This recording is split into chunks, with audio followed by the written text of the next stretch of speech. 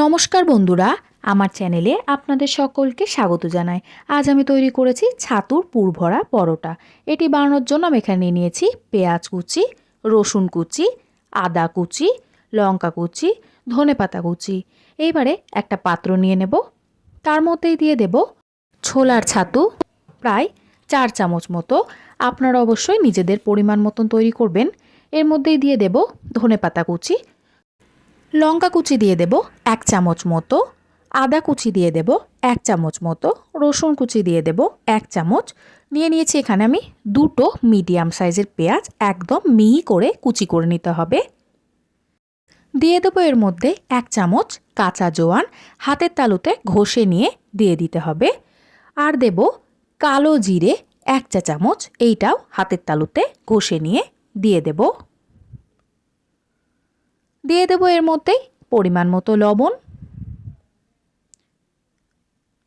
টকের জন্য আমি এখানে লেবু ব্যবহার করেছি, আমি এখানে 1.5 খানা লেবু ব্যবহার করেছি। আপনারা চাইলে আচার দিয়েও তৈরি করতে পারবেন। দিয়ে দেবো এর মধ্যে 1 চামচ সর্ষের তেল। এইবারে খুব ভালো করে মাখিয়ে নিতে হবে।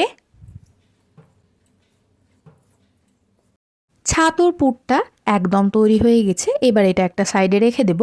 অন্য একটা পাত্রের মধ্যে নিয়ে নেব আটা 2 কাপ মতো। আমি এটা আটা দিয়েই তৈরি করব। দিয়ে দেবো এর মধ্যে সামান্য পরিমাণে লবণ। এবারে অল্প অল্প জল দিয়ে দিয়ে আটাটা মেখে নিতে হবে।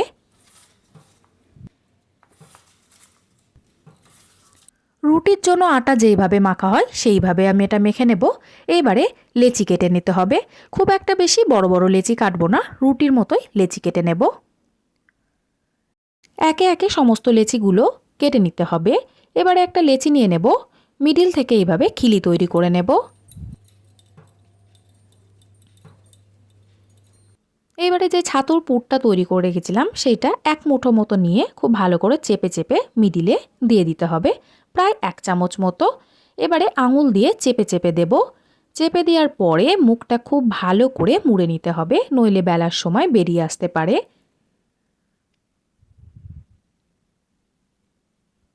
দেখুন একটা লেচি আমার তৈরি হয়ে গেছে, বাকিগুলো তৈরি করে নেব। সমস্তগুলো পুরো ঢুকিয়ে নেওয়া হয়ে গেছে। এইবারে সামান্য পরিমাণে আটা ছড়িয়ে দিয়ে বেলে নিতে হবে। খুব একটা বেশি চাপ দিয়ে বেলার প্রয়োজন নেই, আলতো হাতে বেলে নিলেই হয়ে যাবে।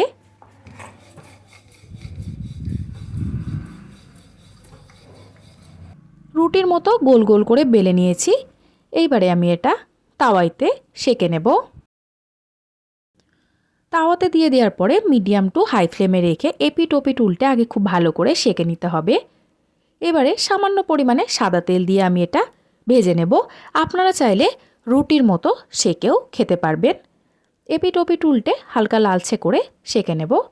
দেখুন একদম তৈরি হয়ে গেছে। বাকিগুলো একে একে এইভাবেই ভেজে নিতে হবে। আপনারাও চাইলে এইভাবেই ছাতুর পুর ভরা পরোটা তৈরি করে ফেলতে পারবেন।